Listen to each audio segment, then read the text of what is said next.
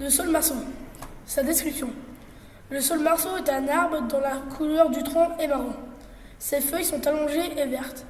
Sa hauteur est de 3 à 10 mètres. La croissance du saule-marceau est très rapide. Sa longueur de vie est de 60 ans. Son milieu de vie. Il se plaît bien dans les sols secs ou humides, mais sans excès d'eau. Il peut vivre dans la forêt, mais aussi dans les haies. Il vit dans tout type de sol, mais de préférence au soleil. La vie dans l'herbe. Les oiseaux s'y posent pour s'y reproduire, y dormir ou alors nourrir et y vivre pendant un certain temps. Le sol est très mellifère.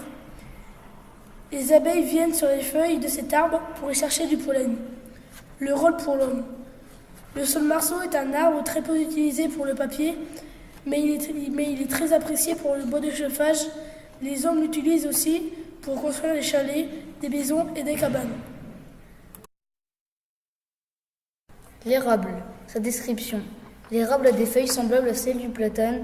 L'arbre refait de 25 à 30 mètres de haut. Il pousse vite et vit assez vieux. C'est son fruit en hélicoptère, encore appelé pince-nez, qui le différencie du platane. Le fruit du platane est en effet une boule de la grosseur d'une noix. Son milieu de vie.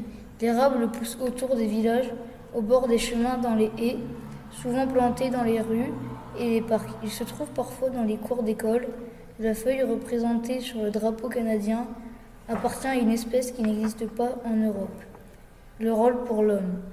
C'est avec la sève de l'arbre que l'on crée le fameux sirop d'érable très sucré. L'aune. Description. L'aune peut mesurer 40 mètres de haut. Il peut vivre jusqu'à 150 ans. L'aune butineux atteint, lui, 20 à 25 mètres à l'âge adulte. L'aune pousse rapidement. Les feuilles de l'aune ont la forme d'un cœur. Milieu de vie. On le rencontre en Europe, en Asie tempérée et en Afrique du Nord. Il se plaît au bord de l'eau. Il pousse à ras de la berge car l'aune aime avoir les racines qui trempent dans l'eau. Il apprécie la lumière, la colonise les terrains avant les autres arbres. Rôle pour l'homme. L'homme est imputrescible et l'homme abat l'aune pour fabriquer les barrages pour les bâtiments.